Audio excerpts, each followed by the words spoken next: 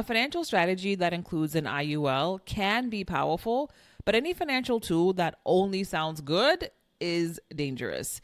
Index Universal Life is not a shortcut, it is not automatic, and it's definitely not foolproof. And I'm going to walk you through the real downsides of an IUL, not scare tactics and not reasons to avoid it altogether, just the trade offs that you must understand and be clear on before opening a policy. Because most bad outcomes don't come from the product itself, they come from people just never being really clear on what can go wrong. First con, custom design means designer risk. An IUL is not a pre-built product, and so what that means is that every single IUL is built from scratch and is custom designed.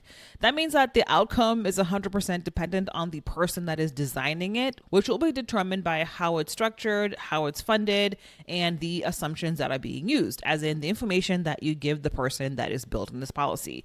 So two people can buy an IUL and put in the same exact amount of money and put in that money for the same exact amount of time, but have completely different results because of who is designing that policy and how they designed it.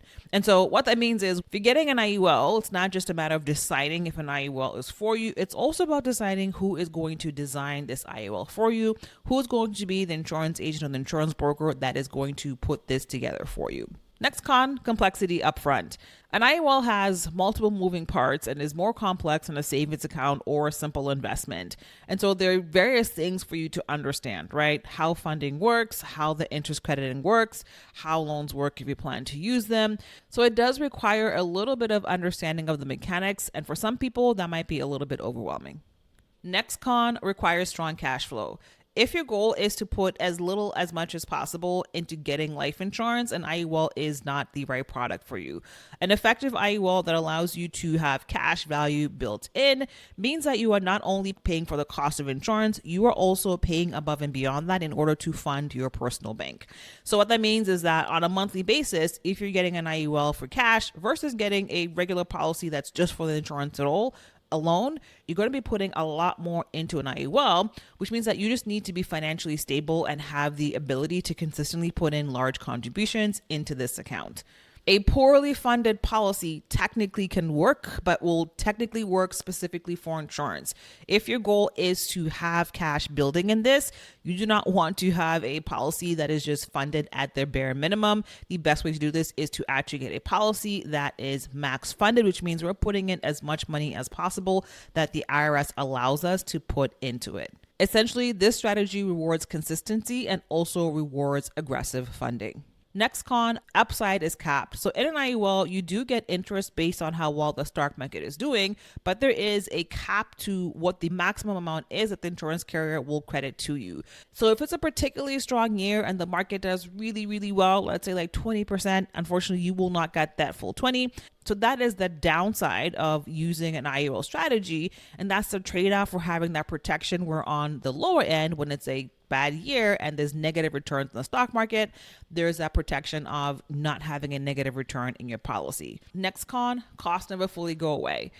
Every IUL is going to have ongoing costs. You're going to have the cost of insurance. You're going to have poly expensive. You're going to have rider costs if those are included as well. These costs don't disappear, but if the policy is designed well, these will be managed by the funds in your policy paying for these costs for you. So anyone that is claiming that an IUL has no fees is either wrong or misleading. There are fees, but if designed well, these fees will be taken care of by your cash growth in the policy. Next con, not a good fit for short-term commitments.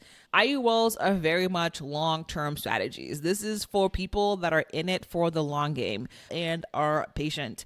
Most policies have a surrender period where if you cancel your policy before a certain date, there is a charge to that. And so there are penalties for exiting early. And so if it's something where you just want to try it out for a year or two to see how it works, this is not a good fit for you and is a mistake. These type of policies require you to be willing and patient to stick with them for a good amount of time. All right, early liquidity is design dependent. An IUL can work well to get funds out in the short term. However, it does depend on how the policy is designed, right? In order to do this, the policy has to be heavily funded, usually across the whole year. and also well designed. But if you have a basic design or your policy is minimally funded and you are looking to take cash out within a year or two, that is not a good match for an IUL. And the issue isn't that an IUL does not allow for early liquidity, it's just that it depends on the structure. Now, this is a big one. Illustrations can create false confidence. It is so important to understand that illustrations adjust projections. They are not guarantees. And a lot of clients just look at illustrations and they believe that, okay, this is the money that is guaranteed to grow in this account. And that is not correct. Illustrations are assumed rates, they are hypotheticals.